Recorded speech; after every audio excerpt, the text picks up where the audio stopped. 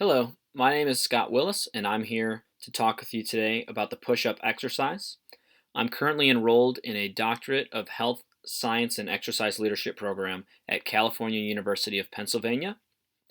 I also received my master's degree from California University of Pennsylvania with a degree in exercise science, concentrating in performance enhancement and injury prevention, and my bachelor's degree is from John Carroll University with a bachelor's in exercise science. I hold a certification through NASM as a performance enhancement specialist, as well as through NASE as a certified speed specialist.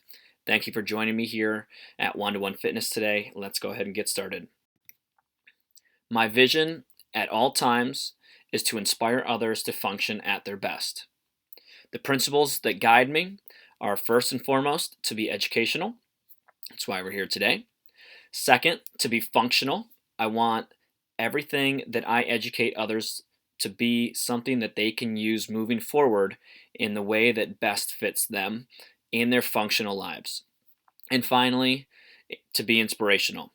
Obviously, you were inspired to be here today, but I would like to further inspire you to take what we learned today to be able to use outside of this event. The objectives for today's lesson is to, one, talk about the specific opportunities that are afforded by the push-up exercise. Two, understand and realize that there are many benefits to the push-up exercise. Three, and almost most importantly of all the objectives, to be able to self-correct and self-modify the push-up to your own personal abilities and needs. I really want this to be the focus of today's educational event. And finally, recognize that police and community members are not physically different. I have some officers here with me today, and they will help us as we move along in performing the push-ups, and we will also see and test their abilities at the end of the event today as well. Many benefits to the push-ups exercise. The first, it is a total body muscle exercise. So obviously, as we're pushing our bodies, we're using our upper extremities, specifically the chest, shoulder, and tricep musculature.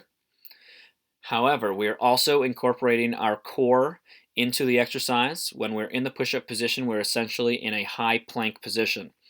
So the core has to stabilize the spine in order to maintain its neutral position and its rigidness.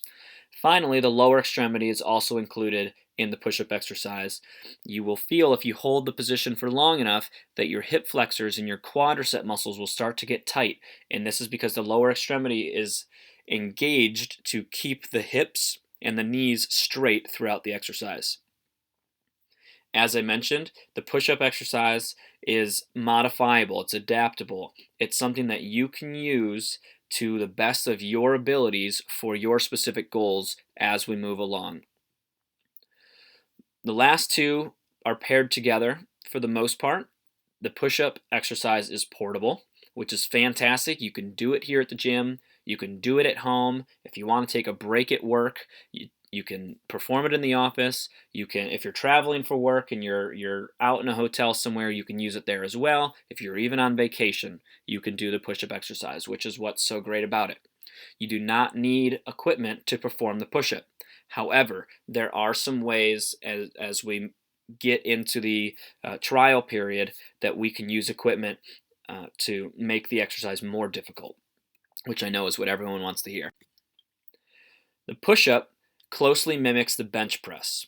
For the bench press, we would either use a barbell or dumbbells to press weight away from our body using the chest, shoulder, and tricep musculature.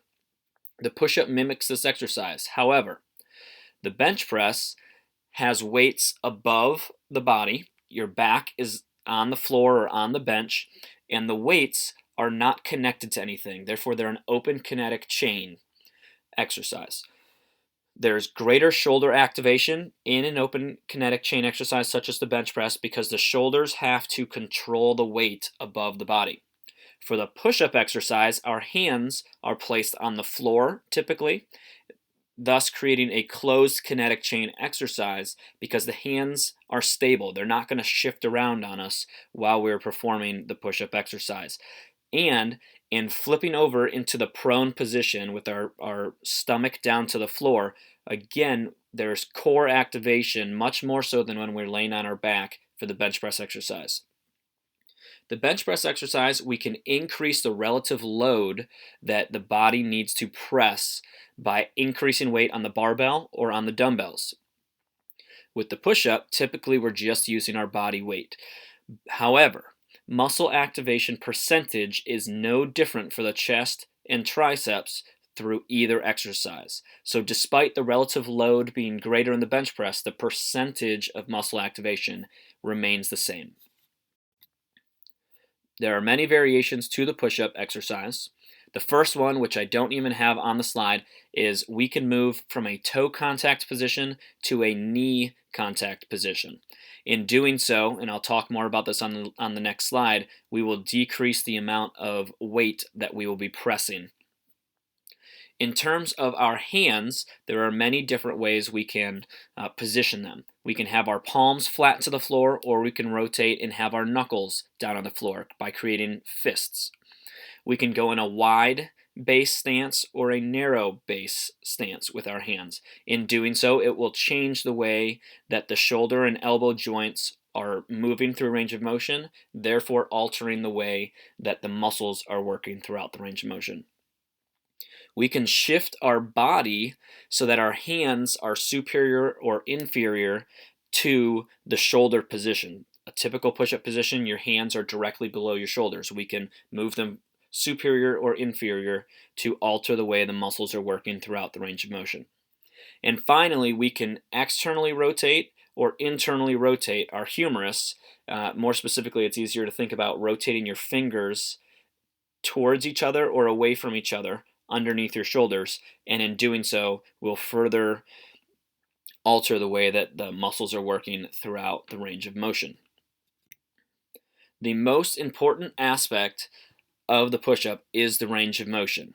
Whether your toes are in contact with the floor or your knees are in contact with the floor, range of motion is more important than the number of repetitions you complete and the type of contact, toe or knee contact. In a toe contact position, you are going to be pressing about 67% of your body weight when you're in the up position, and as you lower to the down position, that will increase to about 75% of your body weight. If you are in knee contact position, if your toes are up and your knees are down, this will decrease by about 15% in either fashion. So in the up position, you're looking at about 52%, and in the down position, you're looking at about 60%.